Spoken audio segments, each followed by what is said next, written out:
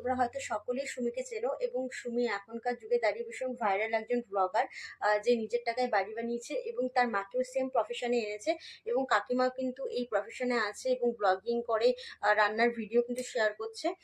খুব ভালো। তার জন্য কিছু বলার নেই। যে কোনো মানুষই কিন্তু নিজের পায়ে দাঁড়াতে পারে যে কোনো বয়সে গিয়েই। কিন্তু আসল ব্যাপারটা হচ্ছে অনেক রোস্টাররা আছে যারা কাকিমার ওই চুল ঘোরানোর ব্যাপারটাকে নিয়ে ভীষণ রোস্টিং করছে। কিন্তু উনি বয়স্ক, উনি যেমনটা পারে ঠিক তেমনটা করে ভিডিও করে এবং আমাদের তো তাকে ভীষণভাবে মানে প্রাউড হওয়া উচিত যে এই বয়সে দাঁড়িয়েও তিনি নিজের একটি চ্যানেল খুলেছে এবং সেখানে ক্রমাগত ভিডিও আপলোড করছে, ইনকাম করছে এই বয়সে দাঁড়িয়েও।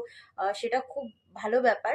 কিন্তু অনেক রোস্টাররা আছে যারা যারা কিনা কাকিমাকে রোস্ট করছে। কেউ তো ভালোভাবে করছে, আর কেউ হয়তো খুব বাজেভাবেই করছে। কিন্তু আমার মনে হয় না রোস্টিং করার কোনো ব্যাপার আছে, কারণ কি ওই বয়সের মহিলারা যেরকম ভাবে ভিডিও এডিটিং করতে পারে, সেই আন্দাজে কাকিমা অনেক ভালোই ভিডিও এডিট করে। তো কাকিমার ভিডিও আমি ভীষণ ভালোভাবে দেখি।